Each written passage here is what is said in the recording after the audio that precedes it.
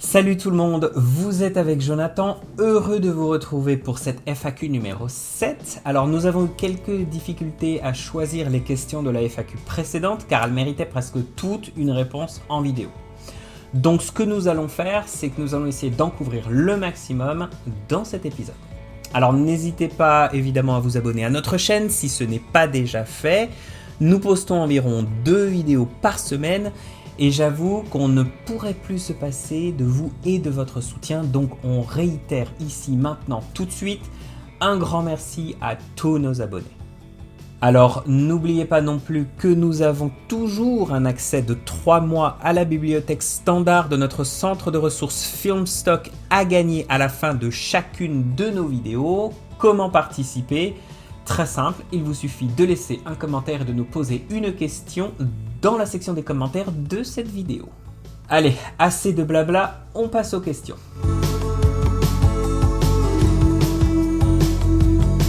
Alors, nous avons une première question de Stanislas Piochot. Bonjour Filmora, je vous adore, vous faites un travail fabuleux. Je ne comprends pas très bien comment utiliser la fonction d'écran partagé. Continuez ainsi. Ciao, merci Stanislas. Je te montre tout de suite comment utiliser cette fonction. Alors nous voilà dans l'interface de Filmora. J'ai ici 3 vidéos que j'aimerais balancer dans un écran partagé. Pour y arriver, cliquez simplement sur l'écran partagé situé ici. Vous verrez toute une liste de styles différents d'écran partagé parmi lesquels vous pourrez choisir. Donc évidemment, dans notre cas, on va choisir un écran possédant 3 vidéos. Glissez-le ensuite dans la timeline, modifiez sa durée selon ce que vous avez besoin, double-cliquez dessus, vous verrez alors apparaître dans la fenêtre de prévisualisation en haut à droite les paramètres de cet écran partagé. Et ensuite pour le créer, il vous suffit tout simplement de prendre la vidéo et de la glisser dans chacune des fenêtres désirées. Une fois fait, faites un rendu de votre timeline, puisqu'effectivement il s'agit de quelque chose qui peut demander éventuellement pas mal de ressources à votre ordinateur.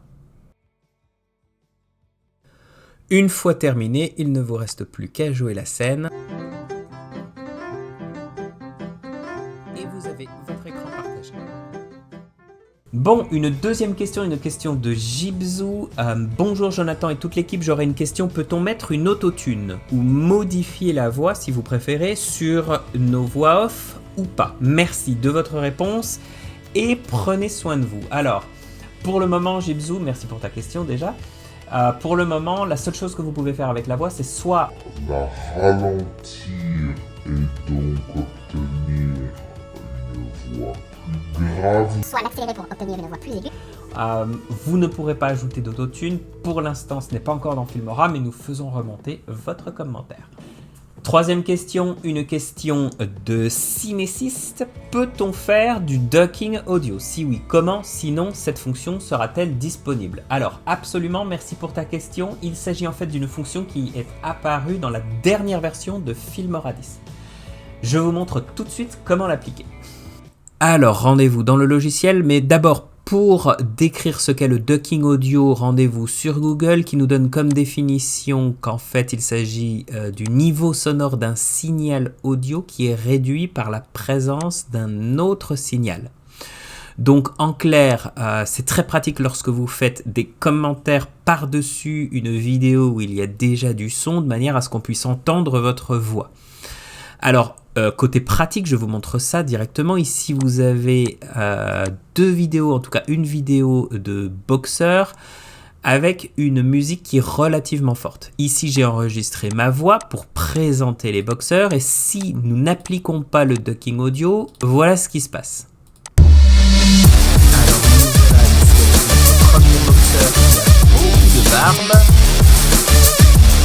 et notre second boxeur un petit peu plus grave. Voilà, vous n'avez absolument rien entendu de ma voix. Donc pour appliquer le ducking audio de manière à ce qu'on puisse automatiquement entendre ma voix beaucoup plus clairement, vous double-cliquez sur le premier fichier son de ma voix, de votre voix, Et lorsque vous double-cliquez dessus, vous verrez un bouton atténuation automatique qui permet de diminuer le volume des clips qui leur sont adjacents, donc les clips qui sont dessus. Regardez, lorsque je clique dessus, vous voyez ici en fait la forme audio d'onde audio qui diminue automatiquement en fonction de la puissance que vous lui donnez. Donc chez nous, on va lui donner à peu près 65% de réduction. On va faire pareil pour celui-là, donc double-clic dessus. On coche la case atténuation et on l'augmente ici pour 65. 65-64, c'est la même chose. Et on rejoue la scène. Normalement, on devrait entendre ma voix plus clairement. Alors nous voilà ici avec notre premier boxeur qui a beaucoup de barbe. Et notre second boxeur un petit peu plus fin. Voilà, donc très simple d'utilisation et ça peut être très utile dans pas mal de situations différentes. Alors, question suivante, une question de Itomix. Yo Jonathan. Yo Itomix. J'aimerais savoir s'il est possible d'importer des plugins ou des effets sans utiliser Filmstock. Alors, non, désolé Itomix, ce n'est pas possible pour le moment dans Filmora d'importer vos propres effets que vous auriez fait vous-même dans votre ordinateur. Nous avons préféré laisser cette option pour les utilisateurs de Filmora Pro, donc si ce logiciel t'intéresse, n'hésite pas à essayer la version gratuite et à nous dire ce que tu en penses. Question suivante, une question de Ross. Je trouve Filmora super intuitif, j'adore l'utiliser, j'ai juste quelques difficultés au niveau du son. Donc alors, comment équilibrer automatiquement chaque séquence mise sur la timelapse ? Et 2, peut-on enregistrer avec plusieurs micros chacun sur sa piste et faire un effet stéréo? Alors, merci Ross pour ta question. Pour répondre à la première question, oui, nous sommes en train de faire un tuto sur le timelapse, donc nous essaierons d'expliquer ça dans cette vidéo qui sortira normalement la semaine prochaine. Et pour répondre à ta deuxième question, absolument, c'est tout à fait faisable. Vous pouvez enregistrer plusieurs fichiers son sur plusieurs micros différents. Vous importez tous ces fichiers dans Filmora et vous pourrez travailler avec en les important directement dans la timeline pour faire un effet stéréo. Donc absolument.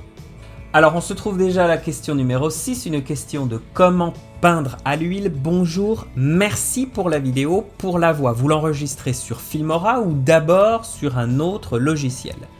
Bientôt, session en direct de la douche. Alors non. Pas de session en direct depuis la douche, s'il te plaît. Et oui, absolument, j'ai complètement oublié ta question. Ah oui, pour enregistrer la voix. Alors oui, effectivement, on l'enregistre depuis Filmora, je vous montre comment faire. Alors pour enregistrer votre voix, rien de plus simple, rendez-vous en haut à gauche, vous avez ici le petit bouton enregistrer où vous pourrez enregistrer depuis votre webcam, vous pourrez enregistrer l'écran de votre PC ou vous pouvez enregistrer votre voix off.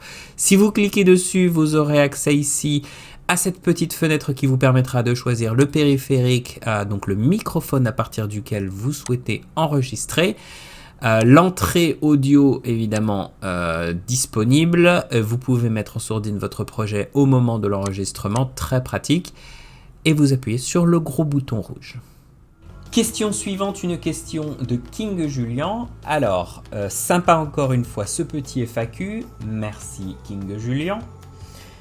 Petite question au passage, est-il possible d'acheter des packs d'effets bien spécifiques définitivement? J'avais un abonnement fut un temps, mais je n'en utilisais que certains pour des montages bien spécifiques qui étaient juste parfaits. N'ayant plus accès à ces packs, j'aurais bien aimé pouvoir les acheter, histoire d'être tranquille. Alors effectivement, nous avons une formule d'abonnement dans notre centre de ressources Filmstock qui vous permet d'avoir accès à l'intégralité de la bibliothèque moyennant un abonnement par mois. Alors, la réponse est non pour les effets, oui pour le reste. Vous pouvez acheter individuellement des images, des vidéos et du son sur notre plateforme. Il vous suffit pour cela de chercher cette icône.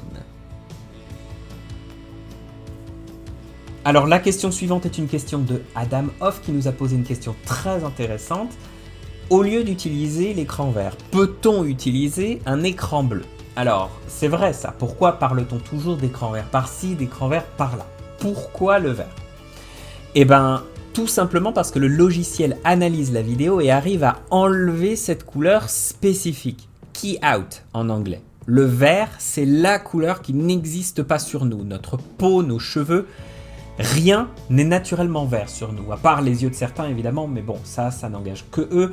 Et de toute façon, ça n'a aucune importance sur l'effet en question. Donc pour répondre à ta question, oui, il est possible d'utiliser du bleu et même du violet parce qu'il s'agit de couleurs qu'on ne retrouve pas sur le corps humain. Alors évidemment, après, il suffit de choisir correctement ses vêtements pour éviter de se retrouver avec des couleurs qui s'effacent. Alors la question suivante était un gros pâté de Soldano qui nous a posé une question que je ne vais pas vous lire, mais en fait c'était plutôt sympathique puisqu'il demandait comment grouper des morceaux de rush dans la timeline pour pouvoir les bouger en un seul gros bloc. Alors ce qui est cool, c'est que le processus pour y arriver permet non seulement de grouper les rushs, mais également de leur donner un code couleur. Je vous montre ça dans Filmora.